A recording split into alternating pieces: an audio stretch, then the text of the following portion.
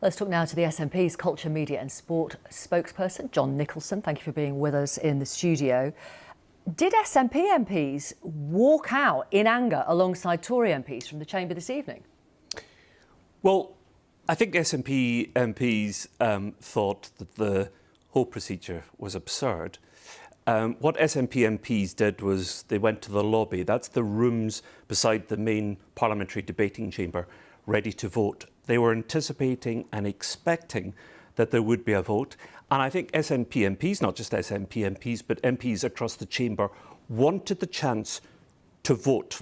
A number of MPs cross-party said they wanted their constituents to know where they stood on this.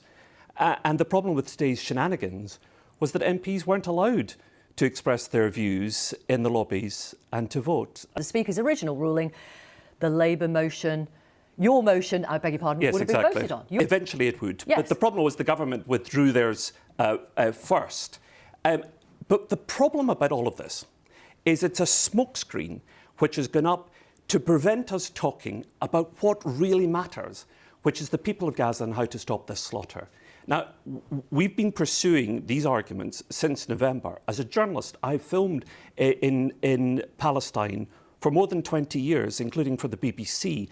I wanted the chance to focus on that today. And of course, nobody's been stopping you focusing on it. But except the lead in your programme tonight isn't the substance. It isn't Gaza. Your discussion with your political editor was about the machinations in Parliament. That's on many other deeply nights, disappointing. Sure. Tonight was a parliamentary day's debate that we'd chosen. The SNP doesn't get many of them, and we wanted to talk about the substantive issues, and I did today in Parliament. Fair enough. We've now listened to something Orwellian today from David Lammy, the Shadow Foreign Secretary, that Sir Keir and he have always been in favour of a ceasefire. Well, we know that's not the case because we heard what they had to say. Labour has had multiple opportunities to debate this issue on their own opposition days over the last 4 months. If they were so passionate about the arguments they're putting forward today, why did they not propose them in one of their days? Thank you very much for being with us tonight and talking to our audience. John Nicholson from the SNP. Thank you. Thank you.